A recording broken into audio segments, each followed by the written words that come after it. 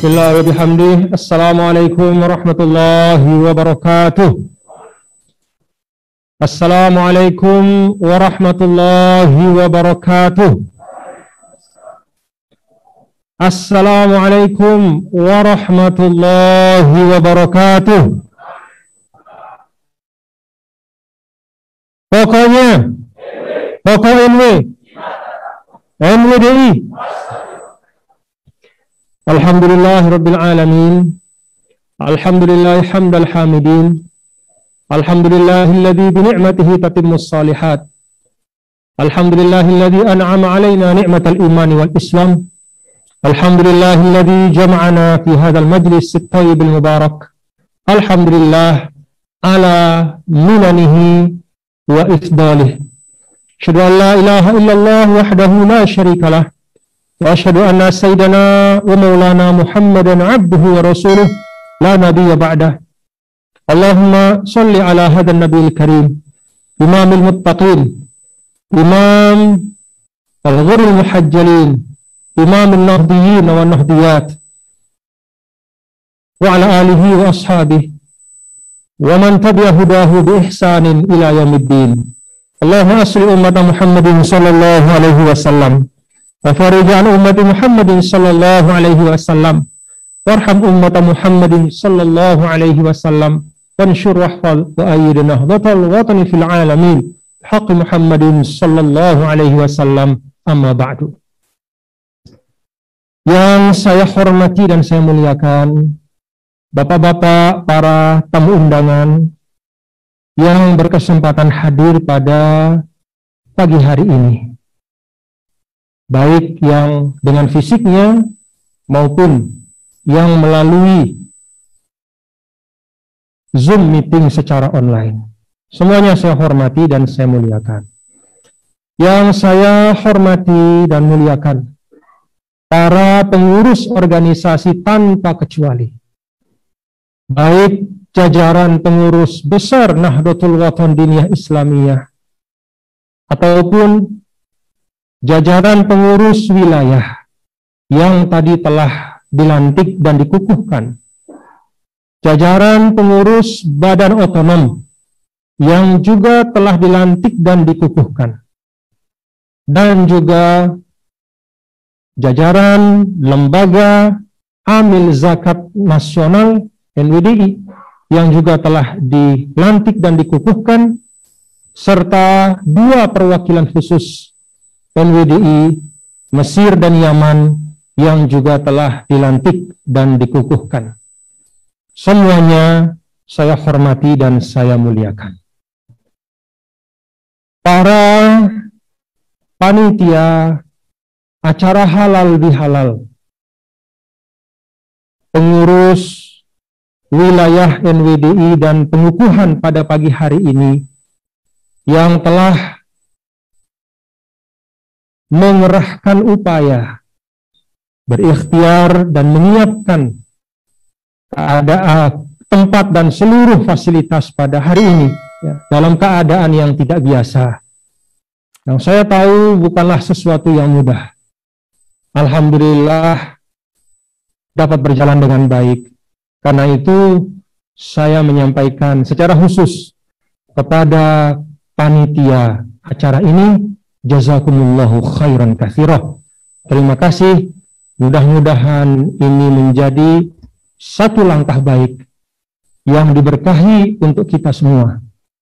Berjuang melaksanakan visi dan misi dari suatu kendaraan dakwah, suatu wadah berjuang yang bernama Nahdlatul Wathon Diniyah Islamiyah.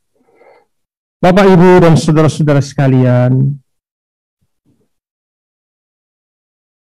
kita sudah menyimak pembacaan pengurus dari Bapak Sekjen PBNW yang cukup panjang tadi.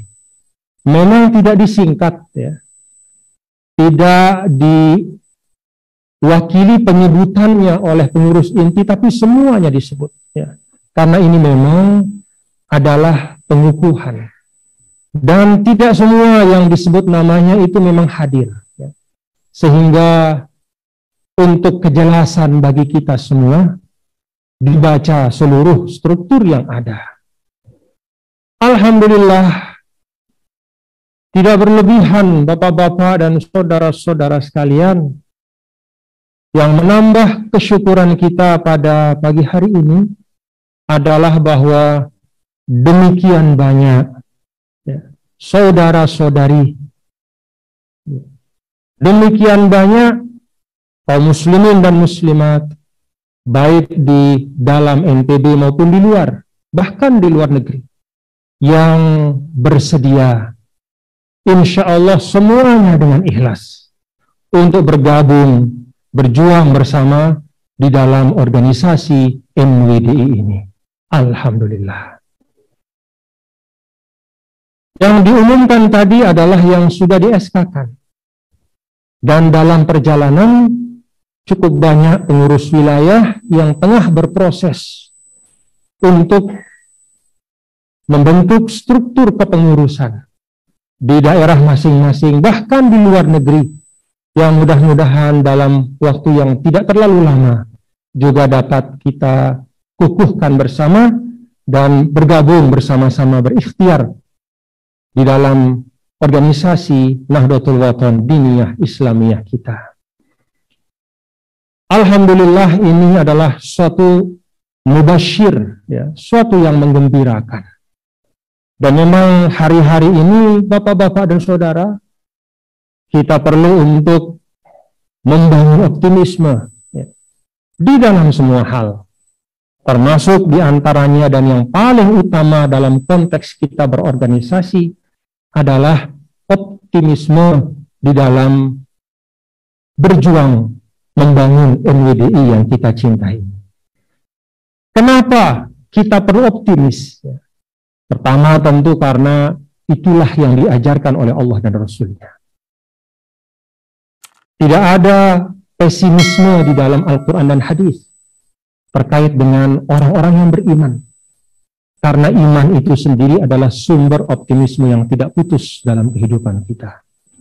Yang kedua, karena guru kita yang meletakkan fundamen dasar-dasar perjuangan Nahdlatul Wathon yang sekarang dibawa atau ditunaikan, ya, oleh dua organisasi, yaitu Nahdlatul Wathon dan Nahdlatul Wathon Diniyah Islamiyah. Peletak fundamen itu adalah pahlawan nasional yang kita banggakan. Kita doakan dan kita berdoa semoga kita bersama dengan beliau kelak. Al-Maghfurlah guru kita Maulana Syekh Nini Datuan Guru Ki Haji Muhammad Zainuddin Abdul Majid. Beliau sepanjang hidupnya itu selalu meniupkan optimisme kepada umat. Di dalam semua syair-syair perjuangan itu ada semangat, ada harapan.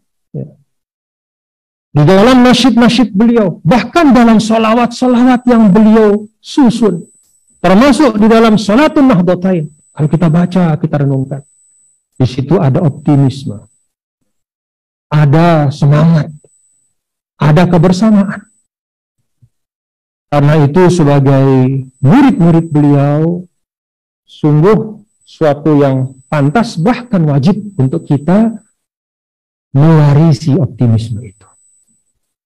Yang ketiga, Bapak-bapak dan saudara-saudara sekalian, kita optimis karena organisasi NWDI ini juga, ya, lahir, ya, di ujung dari suatu proses yang sangat panjang yang menyedot energi kita lahir batin,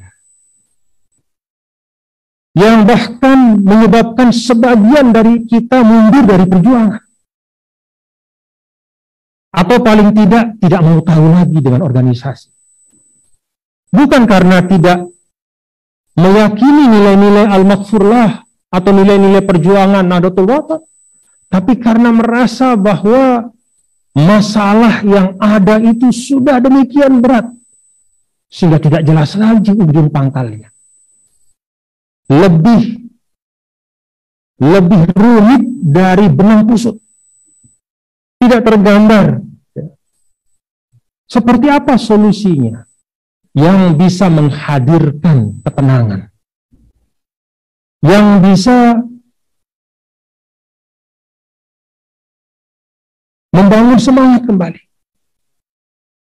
Tapi alhamdulillah, nah disinilah kita meyakini bapak-bapak dan ibu ya, semua bahwa mudah-mudahan ini juga adalah doa dari semua nahdi-nahdi. Sehingga keseluruhan situasi yang panjang sekian lama dengan kerumitan yang semakin lama semakin rumit, itu akhirnya Allah Ta'ala mudahkan untuk kemudian mencapai suatu kesepakatan. Yang bagian dari kesepakatan itu adalah lahirnya secara administratif kenegaraan, pemerintahan, suatu wadah perjuangan yang namanya Nahdlatul Wathon Diniyah Islamiyah. Saya katakan secara administratif karena sesungguhnya madrasah pertama itu juga namanya NWDI, dan dari situlah bermula. Maka kita di ujung memulai dari awal untuk menunjukkan bahwa perjuangan itu adalah satu siklus, suatu lingkaran yang memang tidak ada henti-hentinya untuk terus kita bergerak. Alhamdulillah, NWDI ini lahir ya sebagai suatu katakanlah rahmat Allah ya.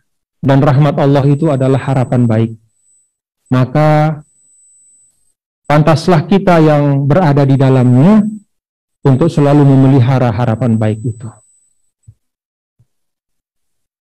Oleh karena itu, bapak-bapak dan saudara sekalian, saya berharap kepada kita semua.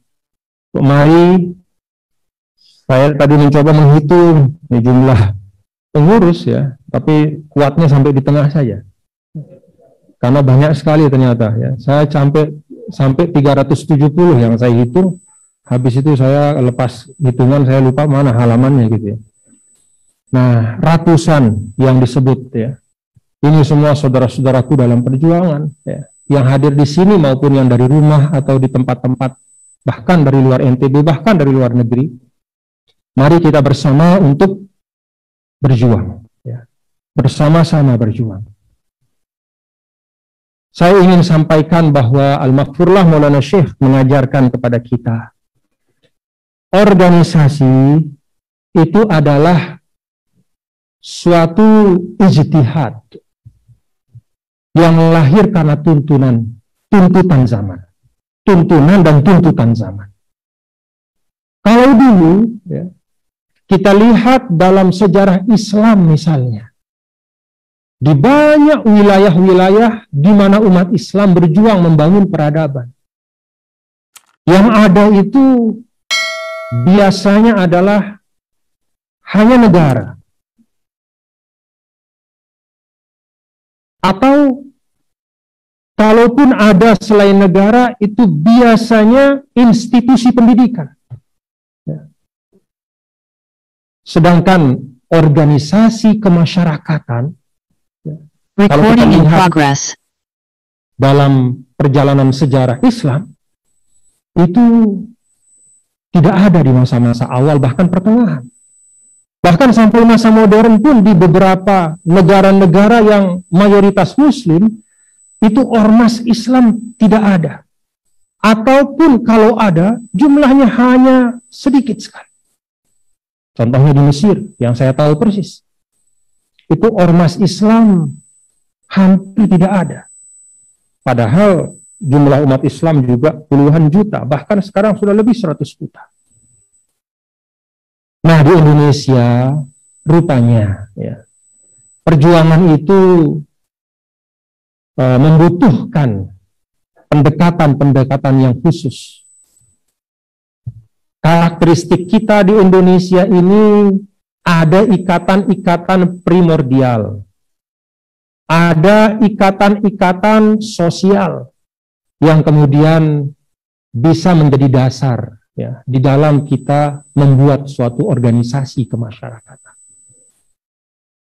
Dan itulah yang kalau kita perhatikan sebagai khazanah ya dari yang disebut sebagai Islam di Indonesia. Kalau kita ke Malaysia pun tidak seperti di Indonesia, apalagi negara Arab. Bahkan kalau di negara Arab itu dalam tanda kutip bisa dicurigai atau dipandang aneh kalau membuat suatu ormas, organisasi kemasyarakatan. Sulit, tapi di Indonesia menjamur. Dan itulah memang keadaan dan situasi yang ada. Nah, karena itu menyadari ini, saya ingin pesan kepada bapak-bapak saudara ya, bahwa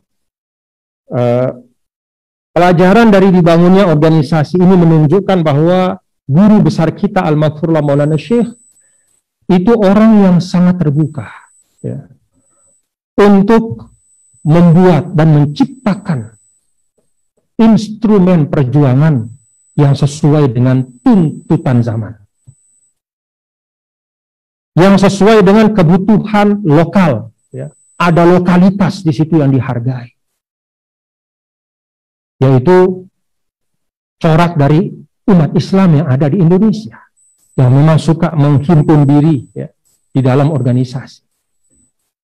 Karena itu semangat ini saya minta bapak-bapak saudara untuk dipegang dan dibawa.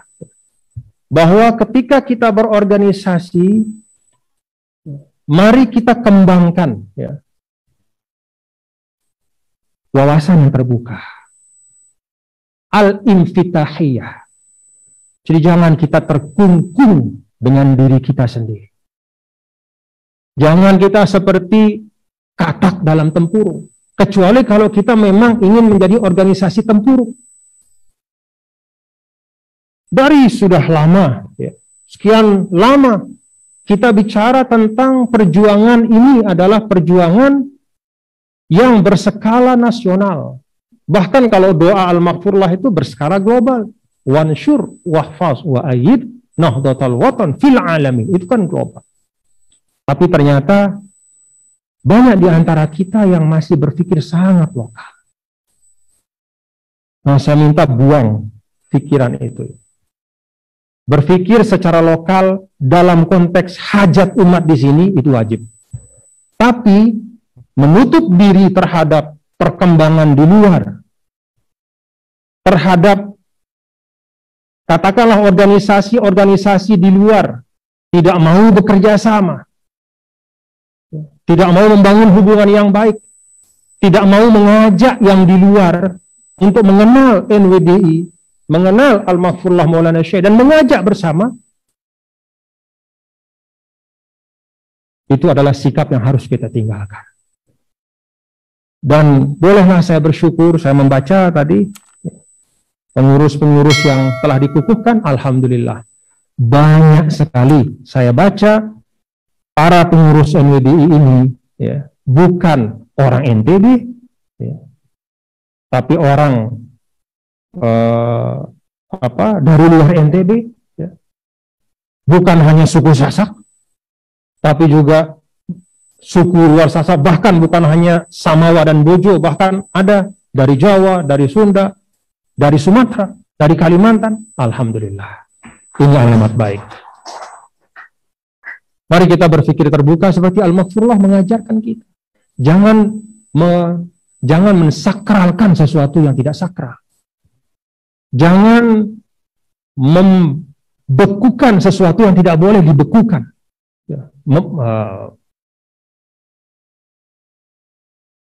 Membakukan atau membekukan. Tidak menerima perubahan. Saya mengajak bapak-bapak saudara, mari sesuai dengan harapan Al-Maghfurullah Maulana Syekh, sebanyak-banyaknya kita ajak. Ya. Kalau di NTB sudah maklum dan ma'ruf lah. Ya. Tapi di luar NTB, mari. Karena kita yakin yang beliau sampaikan dan ajarkan kepada kita itu nilai yang relevan. Bukan hanya untuk kita, tapi untuk semua. Ya. Bagaimana Al-Maghfurullah Maulana Syekh dari awal mengajarkan kita kecintaan kepada Indonesia yang bersamaan dengan kecintaan kepada agama. Diperjuangkan bersama-sama. Bagaimana Al-Maghfurullah Maulana Syekh mengajarkan kita untuk menyikapi dinamika yang ada di negara kita ini dengan sikap yang arif, bijaksana. dan orientasinya adalah kemaslahatan untuk semua. Nah, itu kita hidupkan ya. Itu yang saya harapkan dari bapak-bapak dan saudara-saudara. Terakhir saya ingin menyampaikan, bapak-bapak dan saudara, ya saya yakin kita semua yang ada di sini dan di luar ruangan ini yang bergabung dengan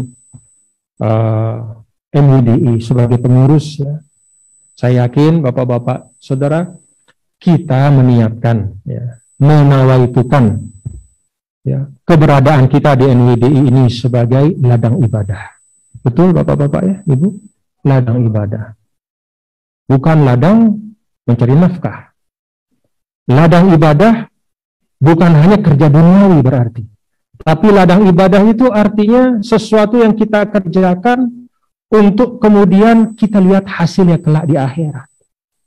Sebagai bagian ya, dari melaksanakan kewajiban kita sebagai seorang muslim. Ibadah. Nah, karena itu saya ingin pesan 4 hal. Ya. Bagaimana agar kerja-kerja kita pada saat yang sama menjadi ibadah. Lelah-lelah kita ada hitungannya di sisi Allah. Pertama, pasang niat yang baik. Niat yang baik itu pokok. An-niyatu nisful amal. Niat itu setengah dari pekerjaan. Bahkan niat itu tidak hanya menentukan kualitas dari kita. Niat itu menentukan status dari amal kita. Apakah dia hanya amal yang A sampai Z-nya selesai di dunia, ataukah amal yang kemudian melampaui dunia ini? Akan kita lihat hasilnya di akhirat kelak. Itu dari niat. Maka saya mengajak kita, mari semua yang hadir, yang bergabung, yang bersama-sama, yuk kita luruskan niat kita. Yang belum berniat, ya berniat mulai sekarang, bahwa saya ber-NWD ini adalah niat lillahi ta'ala, saya menunaikan perintah Allah, ya, yaitu berjuang untuk kebaikan melalui NWD ini. Yang kedua, amal-amal kita itu menjadi ibadah kalau memang substansinya juga baik. Dan dalam Islam, substansi yang baik itu pertama, dia bersesuaian dengan pesan agama. Apa pesan agama yang paling pokok? 5 hal yang disebut dengan maqasid syariah.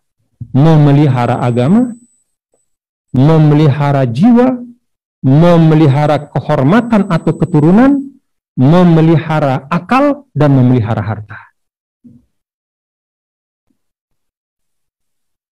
Ketika kita ber-NWDI, apa hubungannya dengan 5 hal ini? Alhamdulillah, NWDI itu kalau kita lihat visi misinya, di situ ada hifzuddin. Karena kerja-kerja NWDI itu berkaitan dengan bagaimana mensyiarkan ajaran-ajaran agama di tengah masyarakat. Masuk dia hifzuddin. Di situ juga masuk hifzul aql. Karena satu dari ranah dakwah utama kita di pendidikan. Memelihara akal.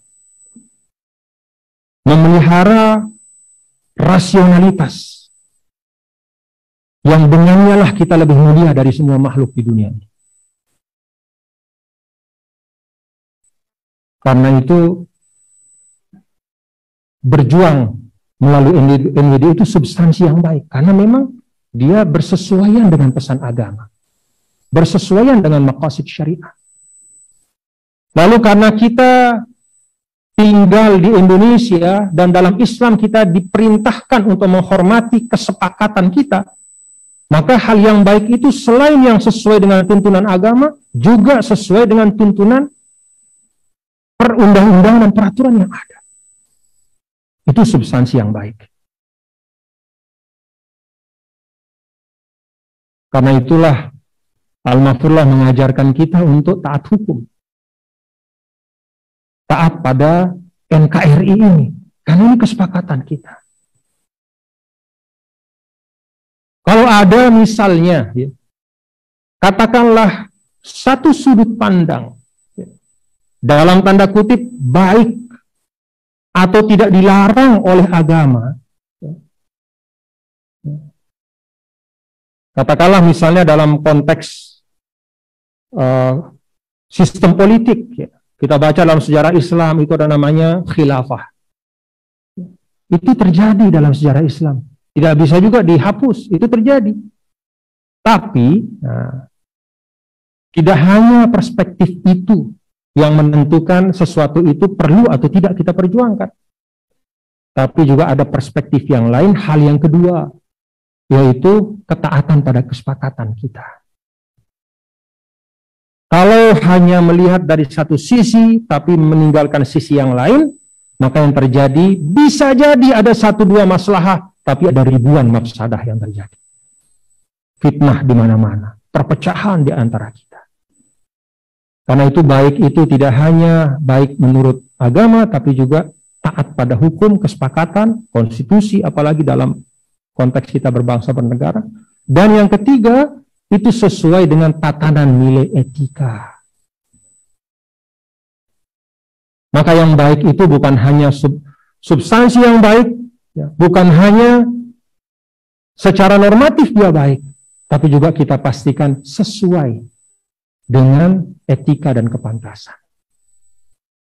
Maka saya senang, alhamdulillah, ya inilah kita mentaati prokes ini juga bagian dari menyesuaikan, ya, situasi yang tidak biasa ini. Jadi bukan hanya ayo kita kumpul, ayo kita ngaji. Kan baik ngaji, tidak boleh dilarang. Iya baik, tapi apakah etis, apakah pantas? Dalam keadaan seperti kita pandemi misalnya, itu kemudian kita tidak mempedulikan, ya, protokol kesehatan. Dengan alasan misalnya takdir Allah sehat atau sakit, hidup atau mati. Islam memandang kehidupan secara keseluruhan, tidak sepotong-potong. Itu yang kedua, substansinya harus baik. Secara agama, secara hukum, kesepakatan, dan juga secara etika. Lalu yang ketiga, kerja itu menjadi ibadah kalau diproses dengan baik. Prosesnya harus baik. Maka bapak-bapak, ibu, saudara-saudaraku, ya, kalau kita lihat dalam Al-Quran, فَإِنَّ اللَّهَ تَعَالَى لَا يَقْبَلُ أَيَّ عَمَلٍ مِنَ الْأَعْمَالِ وَإِنَّمَا قَبِلَ أَحْسَنَهُ إِنَّ اللَّهَ لَا يُضِيعُ أَجْرَ مَنْ أَحْسَنَ عَمَلًا. Jadi Allah itu tidak menerima sembarangan amal-amal yang kita katakan baik. Allah hanya menerima yang terbaik. Dan salah satu yang menjadikan sesuatu itu terbaik adalah ketika diproses dengan baik. Bagian dari proses itu, bapak-bapak saudara, adalah manajemen. Jadi kalau kita berniat untuk syiar Islam melalui NWDI, lalu kita pastikan program-program kita itu memang baik substansinya, maka harus kita proses dengan baik. Dan bagian dari memproses yang baik adalah memanage. Manajemen itu proses itu manajemen. Baik itu menyangkut sumber daya, baik itu menyangkut personel, baik itu menyangkut ruang dan waktu, semua harus diatur dengan baik. Itulah yang membedakan antara jamaah dengan jam'iyah. Kalau jamaah itu sembarang kumpul, kalau jam'iyah itu ada tatanannya. Maka kita baca tadi, ya, di dalam kita simak tadi yang dibaca itu kan ada ketua, wakil ketua dan seterusnya. Dengan satu catatan, manajemen dalam pandangan Islam, ya, itu bukanlah manajemen yang tahti fauqi atau struktural secara kaku, tetapi lebih kepada manajemen yang fungsional, yang memberdayakan. Tidak boleh karena misalnya saya ketua umum, saya menganggap jajaran saya adalah bawahan saya. Tidak boleh. Itu adalah mitra dalam perjuangan. Kita lihat saja Rasul. Beliau menamakan yang mendampingi itu bukan pengikutku, tapi sahabatku. Ini catatannya. Jadi kita kepemimpinan di NWD ini kepemimpinan fungsional. Karena itu tidak harus, ya, Segala sesuatu dari A sampai Z-nya harus ditentukan oleh ketua, baik di wilayah, di PB, di perwakilan luar negeri, di badan otonom, kecuali pada hal-hal yang sangat strategis. Tapi kalau hal-hal yang sifatnya konsolidasi internal, hal-hal yang sifatnya kegiatan-kegiatan yang memang nyata-nyata sesuai dengan program-program dari masing-masing kita, laksanakan saja. Bergerak. Masing-masing lajnah silahkan bergerak. Hal-hal yang sangat penting menyangkut prinsip-prinsip. Termasuk diantaranya misalnya membuat kesepakatan dengan katakanlah organisasi yang lain. Atau elemen di luar organisasi. Maka itu tentu harus berdasarkan kesepakatan semua, sepengetahuan ketua, sepersetujuan, diproses dengan baik. Tapi hal-hal selain itu, yang bersifat teknis, operasi, silahkanlah berkreasi. Organisasi itu dalam Islam bagian dari muamalah, bukan bagian dari akidah dan ritual ibadah. Muamalah itu asasnya ibda'i ijtihadi, berinovasi dan berkreasi. Silahkan. Makanya saya senang juga, alhamdulillah, dari struktur saja sudah terlihat semangat yang berbeda. Karena saya lihat hampir di semua kepengurusan itu ada bagian yang menangani data dan informasi, dan ini baru. Kalau dulu jarang sekali dalam kepengurusan ada bagian data, informasi, publikasi. Sekarang ini saya lihat hampir semua. Tolong yang belum ada dilengkapi saja. Karena itu bagian yang sangat penting. Saya berharap semakin banyak di pengurusan, wilayah, daerah, cabang, yang menangani bagian itu. Karena itulah yang menjadi sarana dakwah kita. Kalau majelis taklim yang hadir 100-200, tapi kalau dengan publikasi yang baik bisa sampai ke 1.000-2.000 orang, bahkan 10.000 orang, bahkan seluruh dunia. Jadi silahkan berkreasi, bapak-bapak saudara. Jadi memasang arahan, itu kalau hal yang sangat penting. Kalau hal-hal yang teknis operasional silahkan, bapak-bapak. Dan itu yang kalau kita lihat ketika Rasulullah SAW mengutus Sayyidina Mu'az bin Jabal, kan ditanya, Mu'az ini, saya mau kirim ke Yaman, siap. Saya tanya, bagaimana engkau memutuskan masalah nanti? Saya akan cari di Al-Quran. Kalau kamu nggak ketemu gimana? Saya cari dari petunjukmu ya Rasulullah. Kalau nggak ketemu gimana? Saya gunakan akal pikiran saya. Dengan sungguh-sungguh untuk mencari kemaslahatan. Nabi kemudian pegang dadanya dan mengatakan, segala puji bagi Allah yang telah memberikan taufik kepada utusan dari Rasulullah Sallallahu Alaihi Wasallam. Bagian ketiga itulah kreativitas.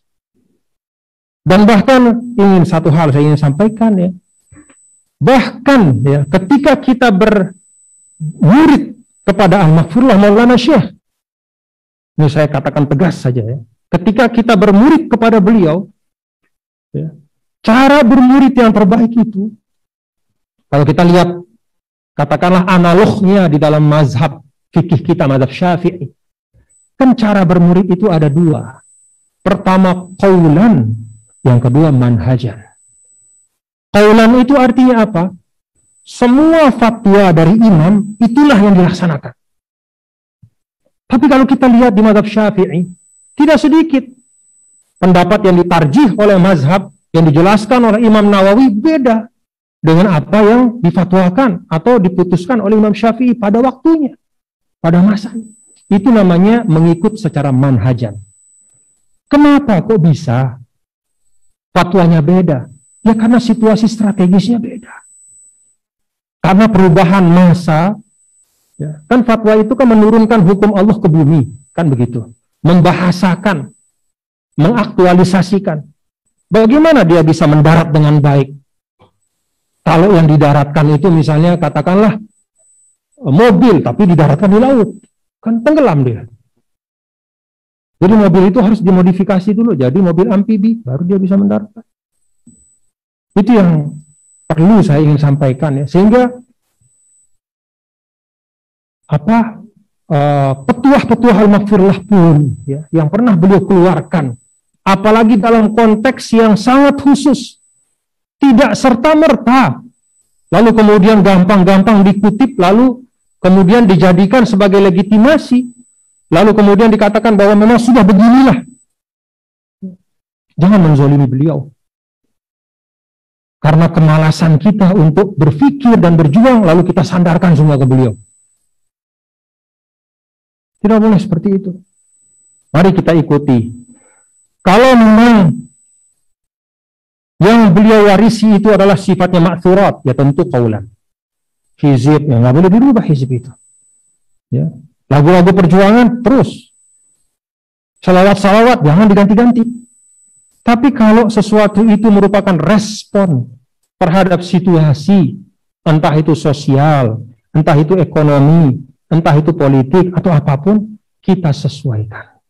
Itu namanya manhajan. Jadi kita mengikuti beliau bukan dari produknya, tapi dari cara beliau bernalar dan mengambil keputusan.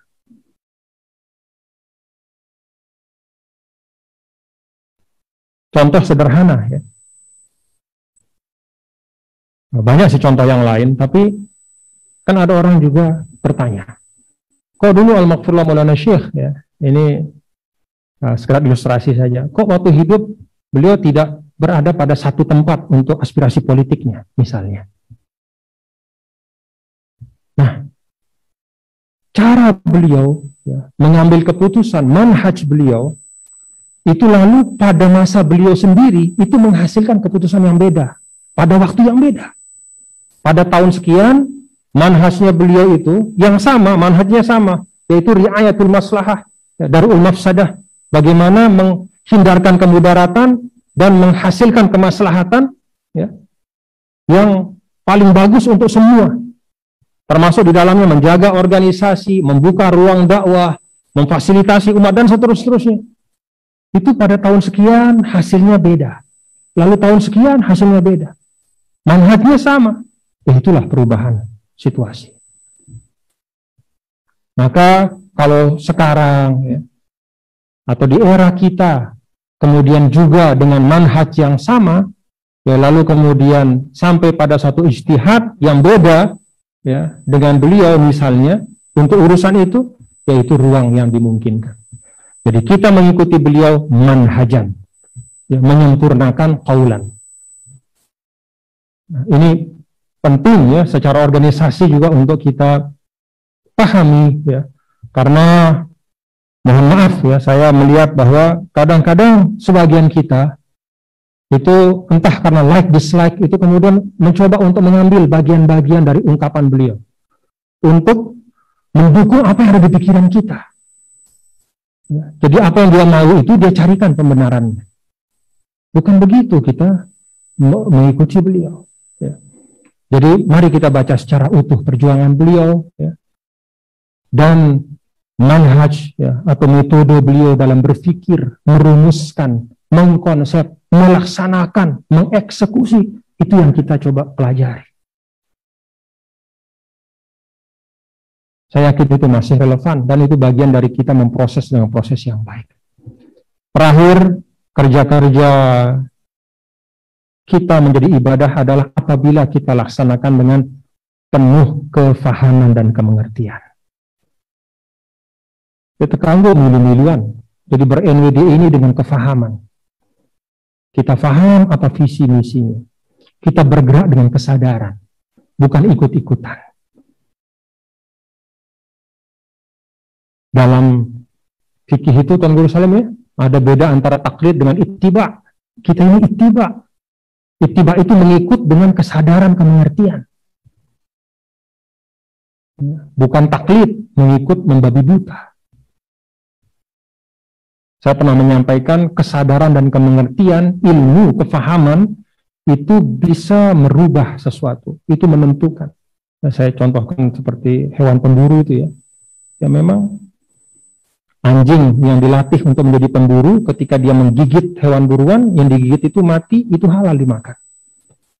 Anjing, sembarang anjing, menggigit, katakanlah kelinci di hutan, mati, bangke.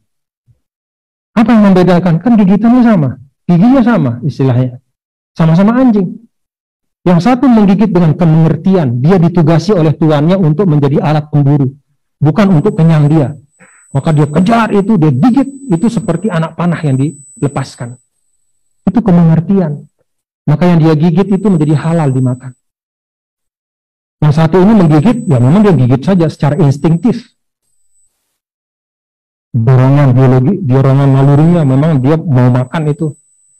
Maka sama-sama mati, yang satu bangkai haram dimakan, yang satu halal. Hewan buruan. Itu kemengertian, kefahaman.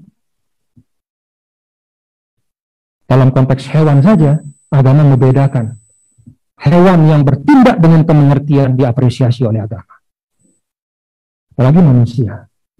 Tapi hewan manusia, hewan apa?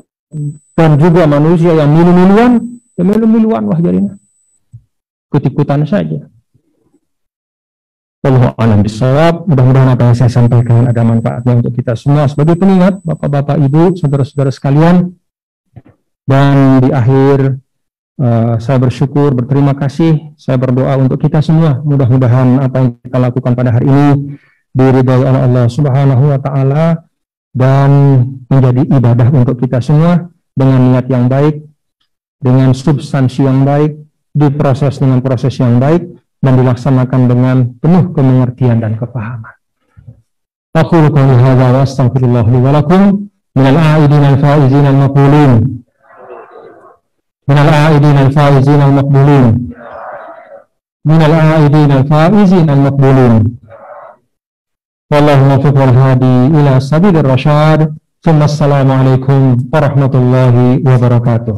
Waalaikumsalam.